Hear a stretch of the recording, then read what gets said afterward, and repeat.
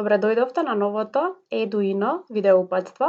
Јас сум Марија Велиновска-Велковска, специјален едукатор и рехабилитатор по професија. Во наредните неколку минути ќе имате можност да проследите уште едно од серијата на видеа креирани да го поддржат процесот на онлајн наставата. Се надевам ќе имаме можност да научиме нешто ново и да го продлабочиме вашето знаење. На самиот почеток би сакала да го објаснам самиот поим пристапна едукативна содржина. Што всушност значи таа? Пристапна едукативна содржина е дигитална содржина која ги почитува принципите на пристапност. Тоа е содржина која е прилагодена на потребите, способностите и интересите на секој ученик, без разлика на неговите различности. Во време на онлајн наставата многу е важно наставниците да се подготват за креирање на пристапна содржина, особено ако во оделението имаат ученик со некаков тип на попреченост.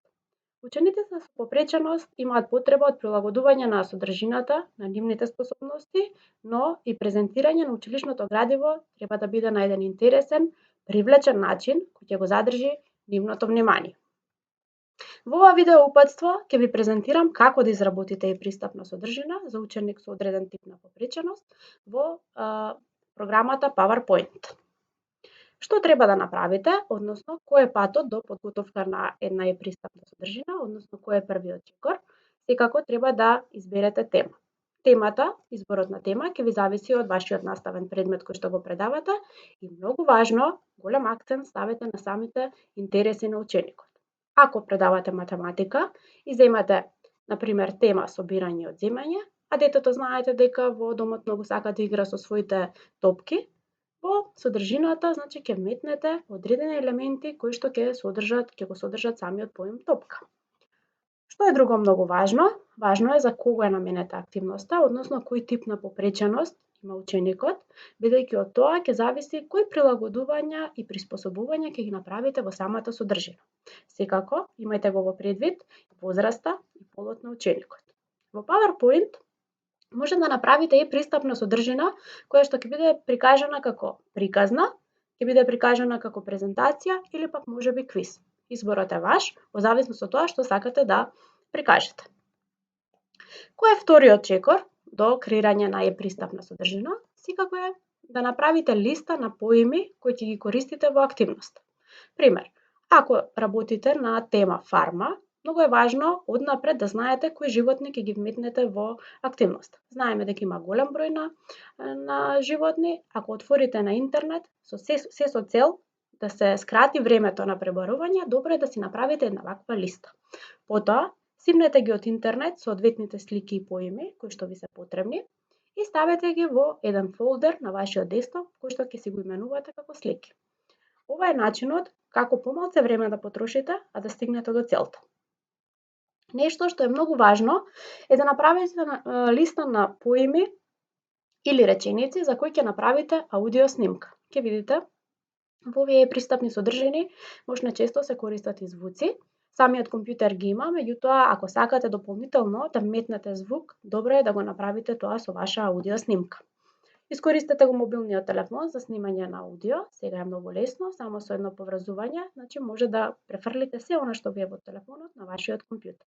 И секако, за да не губите време, а сето тоа да ви биде убаво средено на вашиот десктоп, добро е да си го ставите сите звуци во еден фолдер, во една папка која што ќе го именувате како звуци. Да почнеме од она што е прво кога правиме PowerPoint презентација, односно кога правиме пристапна содржина. Кога правиме PowerPoint презентација, од вашето искуство сите знаете дека секој клик кој што ќе го кликнете во PowerPoint презентација значи следен слайд. На нас, едукаторите, односно специјалните едукатори кои што работиме со лица со различен тип на попреченост, важно ни е таа позадина на која што ќе кликнете да биде заклучена. Што значи тоа? Кликам, претпоставувам го слушате звукот, кликам, меѓутоа ништо не се случува. Зошто ни е важно тоа? Ќе видите сега. Ако имате одредена содржина во која што инструкцијата е покажи ми ја мачката.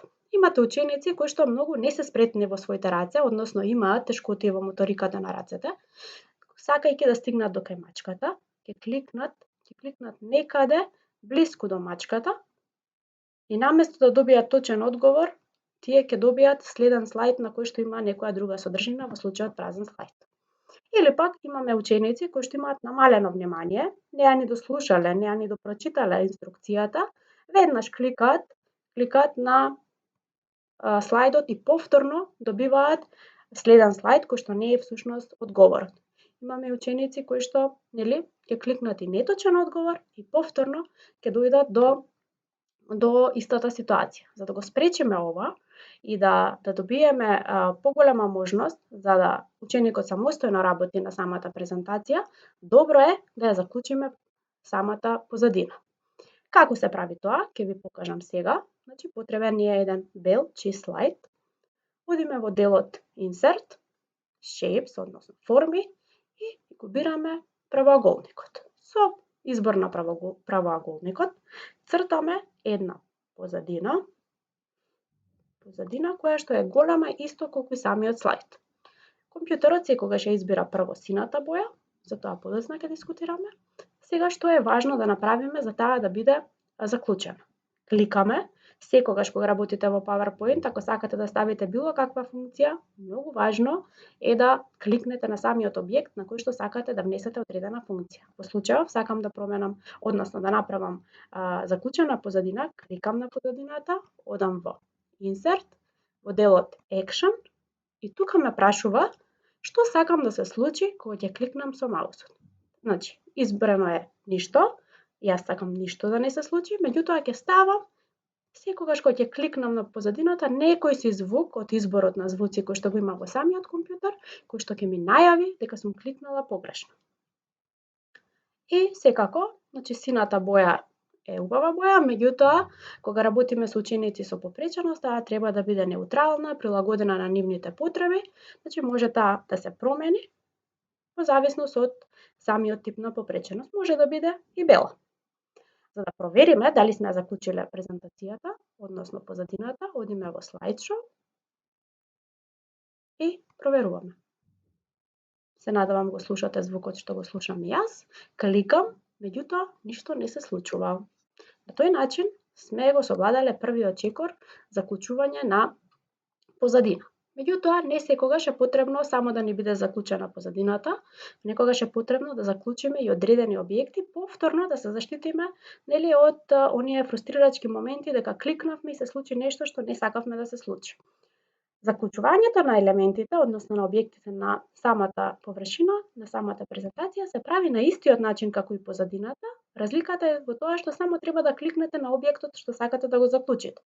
Ако сакам, значи кога ќе се постави прашањето каде е мачката, кога ќе кликне детето на магарето, ништо да не се случи, ќе кликнам на магарето и ќе одам во Insert, во Action, изберам ништо да не се случи и ќе ставам одреден звук кој што ќе биде символ, знак кој што ќе му даде на детето дека всушност стиснало одреден објект. Гледате, ништо не се случи, не отидов на следен слайд, меѓутоа добив одреден звук. Тоа е вториот чекор, значи како да ги заклучите објектите. Следно нешто што е многу интересно и што нуди оваа програма, а го користиме ние како можност да искористиме бесплатната PowerPoint да креираме содржина, е користење на анимација. Што всушност значи анимација? Едноставно, кога ќе кликнете на одреден предмет, да се случи одредено движење. Какви анимации постојат? Ќе ви презентирам. Значи, анимациите се наоѓаат во делот на Animation. Пак се враќаме на истото правило. Ако сакаме било каква функција да ставиме на одреден објект, мораме да кликнеме. Сакам да направам анимација на куќето. Одам во делот на анимација. Ако стиснам на стрелчето, ќе видите дека добивам анимации кои што се поделени, групирани по боја. Значи имаме зелени звезди, жолти звезди, црвени и еден дел за цртање. Не случајно е ставена оваа боја на самите звездички. Што се случува ако изберам анимација со зелена боја? Сликата не се презентира се додека не кликнете на неа. Ајде да видиме што значи тоа. Избирам одредена зелена анимација, веќе сум ја поставила и секогаш, за да можам да проверам што сум направила, одам во Slideshow и проверувам. Гледате, сликата ја нема, меѓутоа се појави тогаш кога кликнав на неа. Што всушност се случува кога ќе изберам жолтата звездичка? Одам во анимација, бирам одредена анимација за да проверам, одам во слайд-шоу и да провериме. Сликата е на екранот и анимацијата се појавува кога ќе кликнете на неа. Еве, кликам на кучето и се појавува анимација. И имаме уште една боја. Уште една боја, тоа е црвената. Да видиме што ќе се случи кога ќе избереме анимација со црвена боја. Еве да речеме оваа анимација, одам во слайд-шоу повторно. Кога ќе кликнете на сликата, таа се губи од екранот. Еве, ја снемам. Имаме уште една можност за анимација, а тоа е, сега ќе видите во последниот дел, значи можете сами да нацртате траекторија, односно патека по која што сакате да се движи одреден предмет. Ајде да видиме сега што направивме во слайд-шоу. Еве, кучето се придвижи до самата кукичка. Тоа е третиот чекор до креирање на е-пристапна содржина. Што е многу важно кога креирате е-пристапна содржина, работите со ученици со различен тип на попреченост. Многу е важно да имате повратна информација. Учениците на тој начин учат на грешките, меѓутоа и на тој начин го одржуваат своето внимание и концентрација. Секогаш кога ќе дадат, без разлика дали е позитивен или негативен одговор, односно точен или неточен одговор, треба да има одредена повратна информација. Повратна информација најчесто правиме нели со лица кои што се насмеани или тажни, ги сакаат учениците, односно децата со попреченост, или може да биде звук. Во случајов ќе пробаме да направиме анимација со одредено насмеано и тажно лице. Значи, ако имаме некаква инструкција што јаде мајмунот и еве, кликнеме на бананата, ќе одиме на следен слайд, а на следниот слайд јас веќе ги имам ставено овие две тажно и среќно лице. Ова не е одговорот и не е соодветна повратна информација, морам да ги распределам правилно, односно ќе ја ставам, нели, среќното лице на еден слайд, а тажното лице ќе го ставам на другиот слайд. Меѓутоа се уште не сме готови со повратна информација, ќе видите и зошто. Што јаде мајмунот? Ако детето кликне на морковот, значи одам на следен слайд, а на следен слайд имам ставено среќно лице. Тоа не е точниот одговор, значи немаме соодветна повратна информација. Што треба да направам за да дадам соодветен повратен одговор? Значи, кога ќе кликнам на морковот, треба да го добијам овој 15 слайд, а не следниот 14. Возможно е тоа во PowerPoint да се направи. Ќе одиме на Insert, ќе одиме на Action и во делот што да се случи кога ќе кликнам во Hyperlink, ќе го побарам слайд, еве го слайд, и слайд ме прашува на кој слайд сакам да отидам. Ако стисне на морков, тоа е неточен одговор и сакам да се појави слайд број 15. Океј. Ако кликне на банана, повторно Insert, Action, Hyperlink to, слайд и во слайд ќе си го изберам, значи 14, слайдот 14. Да провериме дали добро сме направиле.